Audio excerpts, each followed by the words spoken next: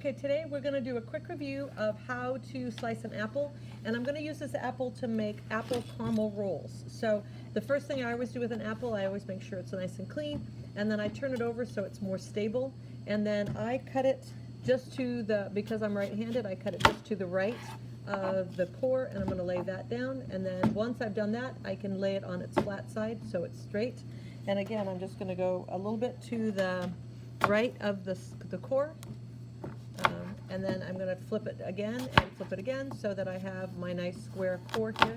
And then I'm going to double check to make sure that my core, like I want to go ahead and take some of this out so I can cut, actually I'm going to cut that out as I go later. So, but like this one, if I want to cut out some of that extra core, I can, and trim it up and make it so it looks nice and pretty. Then what I'm going to do is I'm going to cut these slices as thin as I can. So I'm just going to cut really thin slices, and I'm going to use these, you can just go ahead and put chunks of apple in, but I'm going to put these, and I'm going to show you a trick of how to make it so it looks more like a blossom. So what I'm doing now is, like I said, I'm just cutting these very thin slices. The reason I cut my square core is that I find that by doing it that way, I have these nice solid surface to be able to work with, and I'm not having to fight with a roly apple trying to figure out what's going on. So again, I'm just cutting nice thin slices, and you can, what I'm doing with this apple, you'll be able to do either with pie crust, or we're going to use our roll dough today, so there's going to be more, they're going to be like more yeasty rolls. And again, I'm just cutting nice thin sliced apples. Now once I get all my apples sliced, I'm going to put a little bit of, just a tiny bit of water on them. I'm going to cover them with saran wrap, and I'm going to zap them in the microwave to soften them, because I'm going to need them to roll a little bit. And right now if I tried to roll them, they're too crisp and they would break. So I'm just, like I said, I'm just going to put all my thin slices in my bowl, cover with water and saran wrap, and I'll be back in just a second to let you see what happens next.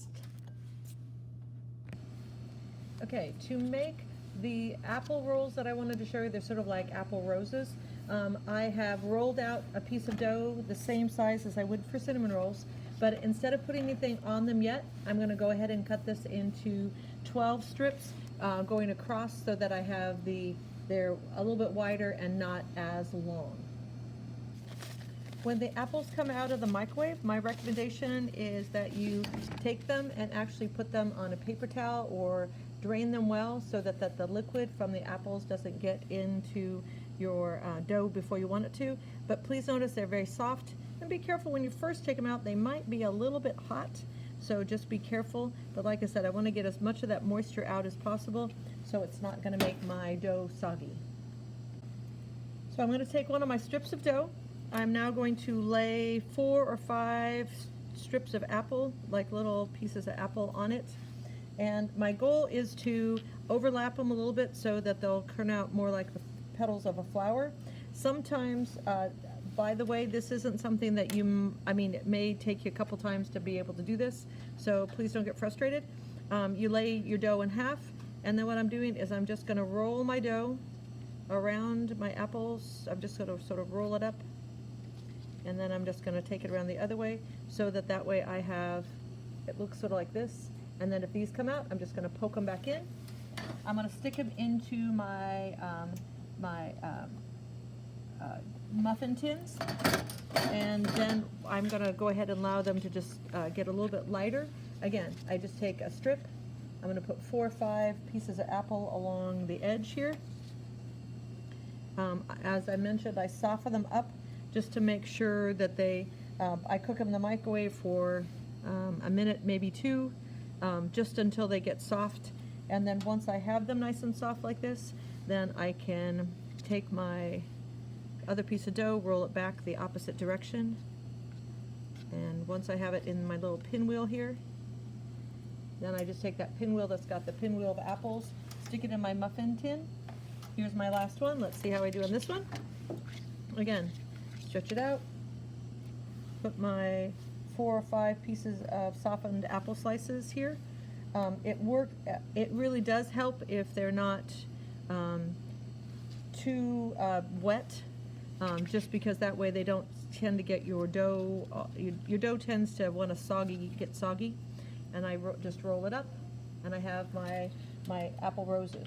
So this is what all 12 of them look like.